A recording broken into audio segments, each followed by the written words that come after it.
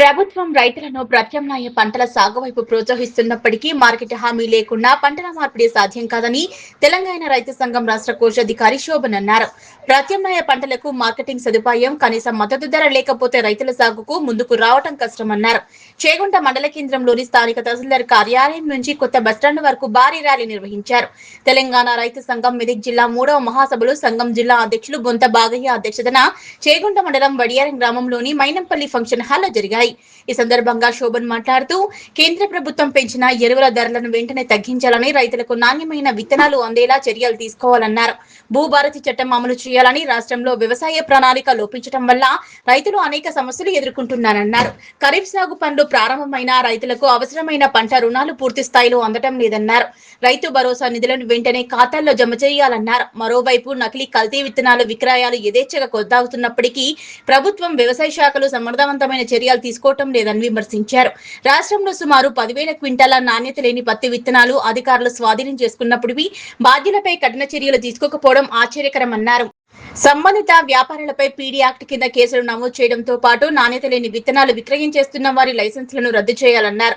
10 ఏళ్లుగా నకిలీ విత్తనాల వ్యవహారంలో విజిలెన్స్ అధికారుల పాత్రపై కూడా ఉన్నత స్థాయి విచారణ జరపాలని ప్రభుత్వాన్ని కోరారు. రైతుల సాగు వివరాలను పూర్తి స్థాయిలో క్రాప్ బుకింగ్ చేసి పంటల విక్రయాలకు ఎలాంటి ఇబ్బందులు తలెత్తకుండా చర్యలు తీసుకోవాలన్నారు. వ్యవసాయానికి ఉచిత విద్యుత్ అందుతున్నప్పటికీ వోల్టేజీ సమస్య, ట్రాన్స్ఫార్మర్లు కాలిపోవడం వల్ల రైతులు తీవ్ర ఇబ్బందులు ఎదుర్కొంటున్నారన్నారు. రైతులకు ప్రత్యేక డిస్కౌంట్ తెచ్చే ఆలోచనను రాష్ట్ర ప్రభుత్వం విరమించుకోవాలన్నారు. వడ్ల కొనుగోలులో రాష్ట్ర ప్రభుత్వం నిర్లక్ష్యం వల్ల రైతాంగం తీవ్ర ఇబ్బందులు ఎదుర్కొంటున్నారని అన్నారు. కేంద్ర రాష్ట్ర ప్రభుత్వాల రాజకీయాల వల్ల రైతులు ఇబ్బందులు పడుతున్నారన్నారు. అకాల వర్షాలతో వడ్లు తడిసి ముద్దవుతున్నాయని, తాలు తరుగు పేరుతో కొనుగోలు ధరలు తగ్గిస్తున్నారని అన్నారు. ఒక ఏడాదితో పోలిస్తే ఎరువుల బస్తాకు 300 నుంచి 400 వరకు ధరలు పెరిగాయన్నారు. మార్కెట్లో నకిలీ, నాణ్యత లేని విత్తనాల అమ్మకాల వల్ల రైతులు ఎంతో నష్టపోతున్నారని, పంట చేతికి వచ్చే సమయానికి దిగుబడి రాక అప్పుల పాలవుతున్నారన్నారు. ఈ కార్యక్రమంలో తెలంగాణ రైతు సంఘం జిల్లా కార్యదర్శి చిట్టోజిపల్లి సర్పంచ్ మద్ది లక్ష్మీ నరసయ్య, తెలంగాణ వ్యవసాయ కార్మిక సంఘం జిల్లా కార్యదర్శి మల్లేష్, గ్రామ ఉప సర్పంచ్ మహమ్మద్ రఫీ, చేగుంట మండల అధ్యక్షులు, కార్యదర్శులు కాశబోయిన భాస్కర్, ఐత దివాకర్, నాయకులు లచ్చాగౌడ్, నర్సింహులు పాల్గొన్నారు. మరి ప్రభుత్వం కొనుగోలు చేస్తుందా, ప్రభుత్వం కొనుగోలు చేయడానికి ఏమైనా గ్యారెంటీ ఇస్తుందా అనేది హామీ రేవంత్ రెడ్డి గారి నుంచి రావట్లేదు. అదే రకంగా వ్యవసాయ శాఖ మంత్రి తుమ్మల నాగేశ్వరరావు గారి నుంచి రావట్లేదు. మేము పంటలు మార్పిడి చేయాలనే దాని గురించి మాత్రం పెద్ద ఎత్తున ప్రచారం చేస్తూ ఉన్నారు. ఇదేదో ప్రచారానికి మాత్రం ఉపయోగపడే నినాదం తప్ప రైతాంగాన్ని పంటల మార్పిడి చేసేయడానికి ఇది ఉపయోగపడేది కాదు. ఎందుకంటే ఈరోజు వ్యవసాయ సీజన్ స్టార్ట్ అవుతుంది కాబట్టి ఎరువులు, విత్తనాలు, పురుగుల మందుల ధరలు పెద్ద ఎత్తున పెరుగుతూ ఉన్నాయి. దాదాపు ఎరువుల ధరలు 300 నుంచి 500 రూపాయల వరకు పెరిగినాయి. మరి ప్రభుత్వానికి నిజంగా రైతు ప్రభుత్వం అని చెప్తుంది కదా, ఈ ఎరువుల ధరల్ని తగ్గించాలనే సొయ్యి ఈ ప్రభుత్వానికి లేదా అని మేము రైతు సంఘంగా ఈ ప్రభుత్వాన్ని ప్రశ్నిస్తూ ఉన్నాం. అదే రకంగా కేంద్రంలో ఉన్న నరేంద్ర మోడీ ప్రభుత్వము మొన్న కనీస మద్దతు ధరలను పెంచింది. కానీ అది వరికి సంబంధించి క్వింటాళ్లకు 20 రూపాయలు, అదే రకంగా మొక్కజొన్నకు 70 రూపాయలు, అదే రకంగా పత్తికి 500 రూపాయలు పెంచింది. మేము ఈ 500 రూపాయలు, 10 రూపాయలు, 20 రూపాయలు పెంచమని మేము అడగట్లేదు. రైతుల తరపున ఏంటి స్వామినాథన్ కమిషన్ సిఫార్సులు అమలు చేస్తానని నరేంద్ర మోడీ గారు 2014లో దాదాపు దేశవ్యాప్తంగా 500 సభల్లో మాట్లాడుతూ చెప్పారు కదా. అధికారంలోకి వచ్చి 12 సంవత్సరాలు అవుతా ఉంది.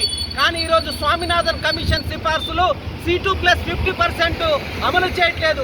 ఈరోజు రైతుల ఆత్మహత్యలు దేశంలో 12,000 మంది ఆత్మహత్యలు జరుగుతూ ఉన్నాయంటే కనీస మద్దతు ధరలు అమలు చేయకపోవడం వల్లే జరుగుతూ ఉన్నాయి. అందుకనే కనీస మద్దతు ధరలను పార్లమెంట్లో చట్టం చేయాలని మేము అడుగుతా ఉన్నాం.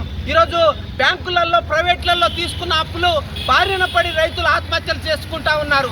అందుకనే ప్రైవేట్లలో, బ్యాంకులలో ఉన్న అప్పులన్నింటినీ ఏకకాలంలో మాఫీ చేస్తూ పార్లమెంట్లో చట్టం చేయాలని మేము రైతు సంఘంగా ప్రభుత్వాన్ని కోరుతా ఉన్నాం. అదే రకంగా రేవంత్ రెడ్డి ప్రభుత్వము భూభారతి చట్టాన్ని తీసుకొచ్చారు. ఆ ధరణి చట్టం బాగలేదని భూభారతి చట్టం తీసుకొచ్చారు. మరి 2.5 సంవత్సరాలు దాటింది, ఇప్పటి వరకు ఆ చట్టాన్ని అమలు చేయట్లేదు. ఈరోజు పట్టా పుస్తకం రాకపోవడం వల్ల ఈరోజు రైతులకు సంబంధించి గవర్నమెంట్ నుంచి అందాల్సిన పథకాలు అందకుండా పోతున్న పరిస్థితి ఉంది. అదే రకంగా రైతు భరోసాను 15,000కు పెంచానని చాలా గొప్పలు చెప్పారు మేనిఫెస్టోలో. కానీ ఆచరణకు వచ్చేసరికి మొన్న ఏం చేశారు, యాసంగిలో 2 ఎకరాల లోపల వాళ్ళకి వేశారు. గతంలో ఒక దఫా ఒక సీజను మానేశారు. ఇప్పుడు ఈ సీజన్ స్టార్ట్ అయింది, ఇప్పటి వరకు రైతు భరోసా డబ్బులు వేయలేదు. అందుకనే రైతు భరోసా డబ్బులు రైతుల ఖాతాలో వేయాలని మేము డిమాండ్ చేస్తూ ఉన్నాం. అదే రకంగా 2 లక్షల రుణాలన్నింటినీ మాఫీ చేస్తామని ప్రకటించారు. కానీ 2 లక్షల దాటిన వాళ్ళు ఇప్పటి వరకు మాఫీ కాలేదు. రైతులు చాలా ఇబ్బందులు పడుతూ ఉన్నారు. కొత్త అప్పు పుట్టట్లేదు.